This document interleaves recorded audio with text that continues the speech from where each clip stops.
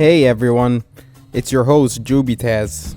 Now almost every Naruto YouTuber has their own Akatsuki ranking video or a how strong this or that member is. But one thing that I didn't get to see is a video discussing how strong the Akatsuki would be working as a whole, because I've been seeing a lot of Akatsuki downplayed due to the power cliffing towards the end of the series.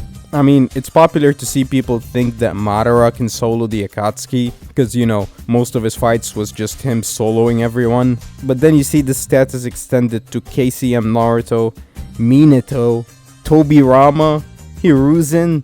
It's almost like if you were a character in the war arc, you can automatically just solo the Akatsuki.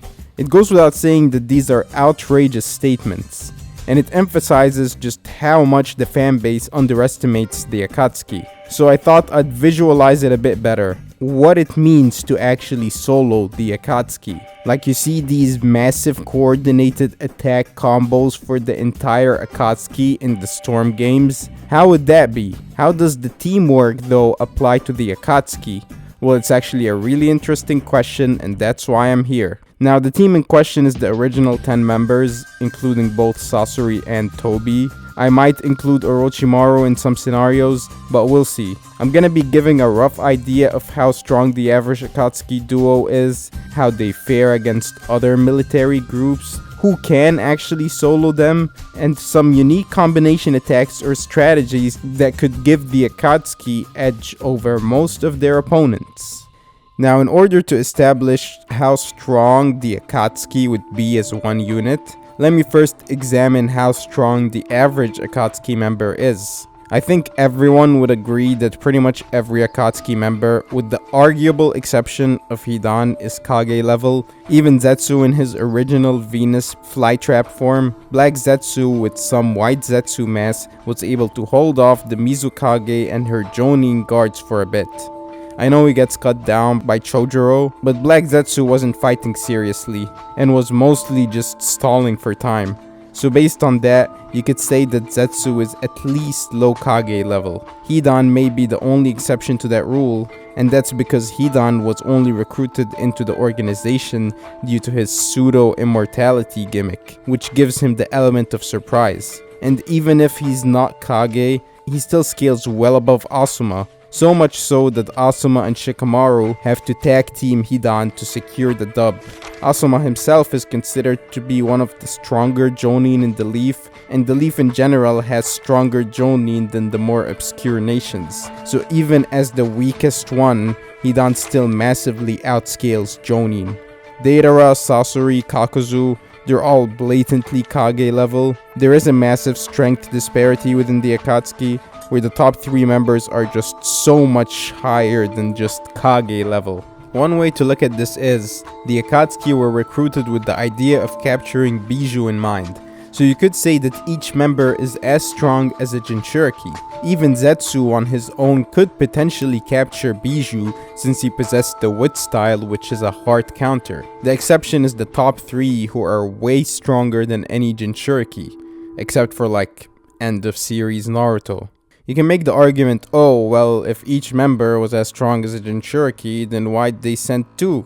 The reason the Akatsuki operated in 2-man squads was, if one Akatsuki member was, Kage level, and could deal with a tailed beast, then sending 2 of them would guarantee that the duo successfully completes whatever assignment without facing much resistance. That's why most of the time, one member just sat on the side while the other did all the work. It should be noted that each member of the Akatsuki is more than equipped to deal with large groups of ninja at a time. Sasori was able to take down an entire nation with his performance of 100 puppets. Deidara was able to solo the Sand Village. Even the duo regarded as the weakest, Hidan and Kakuzu, were able to massacre an entire temple of ninja monks with little to no resistance. And that's not even talking about how Pain was able to deal with the entire Leaf Village, plus Naruto, plus the Nine Tails for a bit. This alone should show how absurd it is to believe that someone like Tobirama could solo the entire group. In terms of military strength, I'd say that the Akatsuki easily trumps any one village in terms of just military might. This was a part of why the Akatsuki was created in the first place. One of the cornerstones of the Akatsuki's foundation was that it was gonna create a mercenary group that both outshined and undercut all the 5 great nations, so that the shinobi missions get outsourced to the Akatsuki and have them dominate the war market. The Kage of the Hidden Stone used to hire the Akatsuki and stated that their soldiers provide exceptional results. Now I have a video if you want more details regarding this matter, check it out if you're interested. But the point that I'm arriving to is that the Akatsuki is clearly above the military of any one of the 5 great nations, especially during the present era. The Sand, 2 members were able to decimate the Sand village. The Mist, the Akatsuki controlled the Mist, so how would that even work? The Stone hired the Akatsuki in the past, so if the Kage has more faith in them than his own people, then the 2 best nations that could stand a chance are the Leaf and the Cloud. While not even the Leaf, considering that Pain alone was able to decimate them, and Itachi was able to wipe out their strongest clan when he was just 12. The Cloud village I also can't see doing much against the combined strengths of the Akatsuki. Pain could take on A, Kisame could take B, and then it'd be over for them. There was a reason that the entire world had to band together just to stand a chance against the Akatsuki. Now you could say that the reason the world banded together wasn't the Akatsuki, but the combined power of 7-tailed beasts, but it was the Akatsuki's might that captured all 7 in the first place, and they would have captured the last 2 remaining Jinchuriki if it wasn't for plot. And let's face it, the Shinobi Alliance would have gotten decimated if it wasn't for Naruto learning how to harness the power of the Nine Tails. The strongest asset they had in their possession, other than Naruto, were B, the 5 Kage, and Kakashi and Guy. The rest of the alliance could be dismissed, except for maybe Mifune, I don't know. Let's talk about the 5 Kage versus the Akatsuki, which would basically turn to the 5 Kage versus the 10 Kage. If you were talking about the original 10 members, that's more than enough to deal with the 5 Kage. Deidara was able to deal with the Kaze Kage already, and Sasori was able to deal with an allegedly stronger Kaze Kage. Kisame was able to overwhelm B, who's stronger than the Raikage. Also, all of these Raikage blitzes arguments are so disingenuous. Like, if Kisame could heal from B's attack, what the fuck's the Raikage gonna do? Pain would wreck the Kage, and the Predapath can absorb his particle style, which is his trump card. So you're left with Mei and Tsunade against Itachi and Obito, plus Konan, Kakuzu, Hidan, Zetsu. The 5 Kage obviously get stomped. The more you think about it, the more you realize that no army or mercenary group in Naruto could take on the Akatsuki, as the Akatsuki is the group. They're basically uncontested throughout Shippuden, and you realize that the only ones that could stand a chance against the entire group, let alone solo, are the end of series overblown characters. People like Prime Hashirama, Revived Madara, 8th Gate Guy, end of series Naruto and Sasuke, DMS Kakashi. These are the only ones that you can confidently say could face the entire Akatsuki at once, and stand a chance. Some arguments can be made for like KCM2 Naruto, definitely not KCM1 that gets wrecked by Nagato, but KCM2 when he's cooperating with Kurama. But that Naruto was struggling against Obito alone, and before you say, well, Obito had the Rinnegan, but that Obito wasn't using the Rinnegan at all, and I don't think having the Rinnegan alone boosts your physical stats and speed. There's also a lot of arguments for Minato soloing the Akatsuki, which I don't know. Maybe possible if you ultra wank Minato, but most likely not. Especially if they went up against him as a group with Obito's prior experience fighting him. Tobirama's not even soloing the Akatsuki in his dreams. Hashirama and Madara, each of them could potentially solo the Akatsuki, given that no army throughout history compared to either of them. But the Akatsuki do have win cons, especially if they strategize. 8th Gate Guy, sure, he probably has more firepower than any of them, but 8th Gate Guy is basically dying, so they just have to outlast him.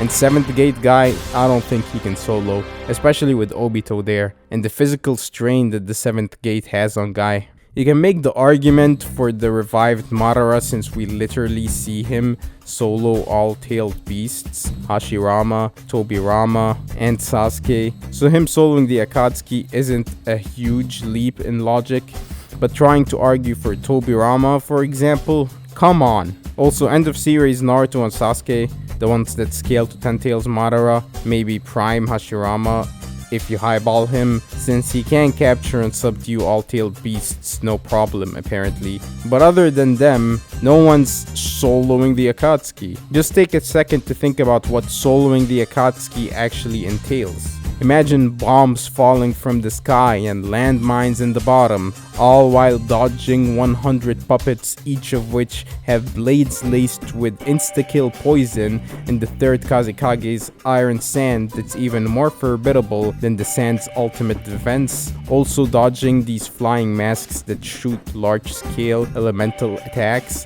while simultaneously dealing with this maniac that can basically kill you if he gets a drop of your blood, while dealing with a shark man that's comparable to a bijou and can deplete you from all your energy and consume it for himself, and also his teammate, this once in a generation prodigy that can defend himself from any attacks and seal you with a poke, or even destroy your mind if you make eye contact, all while having these 6 corpses that literally call themselves God use insane abilities, ripping out someone's soul, shooting missiles, summoning giant monsters, and possessing the gravitational abilities that allow him to casually destroy a nation. All of this while having to deal with a dude that has his own dimension and can turn intangible at will. Like, really? That's a group that y'all believe anyone can just solo? Tobirama? Minato? Oh god. And I'm not even giving Conan or Zetsu anything to do. And this isn't even mentioning how much stronger they can be if they were all collaborating together and coming up with strategies. I honestly believe that if they were all on the same page and were formulating plans and whatnot, they would have been unstoppable. Like, they also have some of the best minds in the game. Imagine if Itachi Uchiha was actually loyal to the Akatsuki. I know that a lot of people think of friendly fire issues when talking about certain characters like Deidara and Pain, but if they're all working together, Obito can just teleport away the members that'd be in danger. In terms of strategies, obvious ones would be working collectively to get whoever's blood, and then Hidan can just do his thing, or Hidan can pretend to strike Obito just to Obito phases and catch the enemy off guard maybe. Sasori can get someone with the paralysis poison, and then it's GG, Itachi, Totsuka Blade. Or Pain can rip his soul out. Or Pain can just use Bancho Tenin and throw the opponent onto Itachi's blade. Obito's Kamo is also gonna be pretty useful and can probably be used for all sorts of tricks. He could maybe entangle someone and then have Deidara use his explosives. Obito and Itachi can also tag team opponents and try to simultaneously catch them in a genjutsu, and once caught in the genjutsu, maybe Deidara and Conan just nuke the battleground while the rest retreat. Honestly, they can come up with all sorts of crazy combos, just like the ones that the duos had in the Storm games, for example. Also, in terms of medical support, they are surprisingly very well equipped. The Naraka Path can heal injuries, Samihara can also heal, so can Zetsu, Kakuzu could reattach body parts. It's like the Red Cross over there. That's another reason I think why they're not gonna be easy to solo. And it's a counter for all those. Minato could just speed blitz slit all their throats in one go. Like Kakuzu, Kisame, Pain can't all recover from such an attempt. He'd have to damage each of them beyond repair to actually solo. For the Akatsuki to get soloed, their opponent would have to be so much more overwhelmingly stronger and overwhelmingly faster, and they must possess the ability to one-shot them all instantly. Such a thing is not an easy task, and only a few characters can actually do it. Only the end of series character in my opinion. The Hokages don't stand a chance, except for maybe Hashirama, and even against him I think the Akatsuki has at least a few win cons. Against the end of series Naruto, Sasuke, and Madara, sure they could probably deal with the Akatsuki easily. Even Edo Madara I think could snatch the dub, since we never see him lose really, but the Akatsuki do have win cons. the Renegon can just rip a reanimated shinobi's soul out of their vessel. Itachi could use the Totsuka blade. So to answer the question at hand, how strong is the Akatsuki working together? Well, to put it bluntly, very fucking strong. Like, you could actually compare the combined strength of the Akatsuki to the combined strength of the 9 Bijou, since every member is assigned to capture a tailed beast, and the combination of the tailed beasts is the 10 tails. That's also why I believe Madara could solo the Akatsuki, unless they come up with some foolproof strategy, since Madara really had no issue dealing with all 9 Bijou, plus other heavyweights like Hashirama and whatnot. Though it should be worth mentioning that every Akatsuki member has unique hacks abilities that could turn the tide to their favor, especially if used strategically in combination with one another. Kamui, Genjutsu, Poison, C4, Blood Ritual, you get my point. I didn't get to talk that much about Orochimaru, but come on, if someone can one-shot all of these guys, then he can probably take on Orochimaru. Adding Orochimaru to the roster though would make the Akatsuki even more broken, not only in the military strength that he's gonna provide to the organization, but because of his human experimentation and his ability to make other shinobi stronger. Imagine if he implanted Hashirama's DNA into every Akatsuki member. Maybe then, yeah, even Madara would be shitting his pants. Though to be fair, Orochimaru's whole thing is that he's a snake and can't be trusted. It's doubtful he'd remain loyal to the Akatsuki. But yeah, I've seen too many posts with people saying this character or that character soloed the Akatsuki. So much so that it makes me cringe. So I figured I'd give an idea of what soloing the Akatsuki actually entails. Make sure to drop a like and subscribe to show some support to the channel. Talk soon. Bye.